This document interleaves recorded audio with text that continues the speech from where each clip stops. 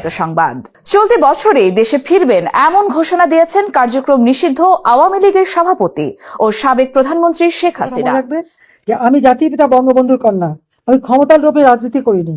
আমি সেই স্কুল জীবন থেকে রাজনীতি করেছি অধিকার প্রতিষ্ঠার জন্য। আমি রাজনীতি করি বাংলার মানুষের জন্য।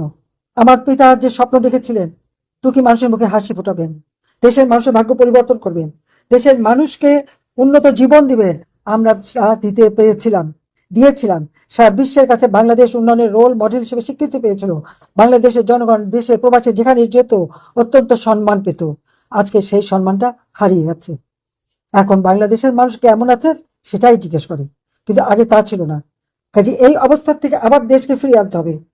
81 সালে বাবা মা ভাই সব হারিয়ে ছোট দুটি সন্তান, একমাত্র বোন, তাদেরকে স্নেহ বঞ্চিত করে আপনাদের কাছে ফিরে এসেছিলাম বাংলাদেশের জনগণের মানুষের অধিকার প্রতিষ্ঠার জন্য। আবার 2007 সালে আমি যখন বিদেশে আমার অসুস্থ পুত্রবধূকে দেখতে গেছি, আমার বিরুদ্ধে মিথ্যা মামলা, হত্যার মামলা দেওয়া হয়েছিল, কিন্তু যখন আমি দেশে ফিরে আসতে চাইলাম বাধা দেওয়া হলো।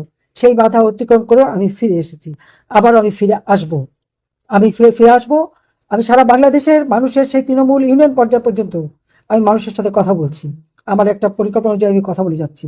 তারপরে আমি ফিরে এসে আপনাদের পাশেই দাঁড়াবো। আপনাদের যে মর্যাদা সেটা যাতে আবার পূরণ হয় সে ব্যবস্থা ইনশাল্লাহ আমি করব। আমি বাংলাদেশের সকল গণতান্ত্রিক, প্রগতিশীল, অসাম্প্রদায়িক ও মানবিক শক্তিতে যারা বিশ্বাস করেন, যারা বাংলাদেশের জনগণের কল্যাণ চান, তাদের সবাইকে আমি আহ্বান করব, ভয়কে জয় করে সবাই ঐক্যবদ্ধ হন। সকলে ঐক্যবদ্ধ হয়েই এই প্রতিহিংসা রাজনীতি আপনারা প্রত্যাখ্যান করেন। মিথ্যা প্রচারণা, সাম্প্রদায়িকতা, উগ্রবাদ, দেশবিরোধী অপশক্তির বিরুদ্ধে ঐক্যবদ্ধ হন। আওয়ামী লীগের উপর নিষেধাজ্ঞা, এই নিষেধাজ্ঞা দেবার তাদের কোনো অধিকার নেই। কাজে এই নিষেধাজ্ঞা অচিরে প্রত্যাহার করতে হবে, কারণ আওয়ামী লীগ জনগণের দল। জনগণের রাজনৈতিক গণতান্ত্রিক অধিকার কেড়ে নেওয়া হয় আওয়ামী লীগের উপর নিষেধাজ্ঞা দিলে।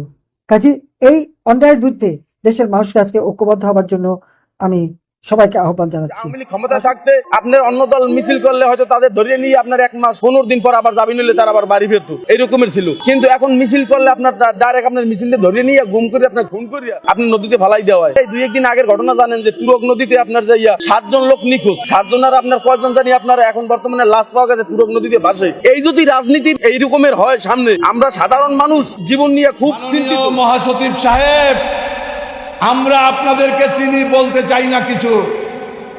শেখ হাসিনা যে কয়টা স্থাপনা করেছে, এই কয়টা আপনারা 100 বছর ক্ষমতায় থাকলেও পারবেন না বললাম।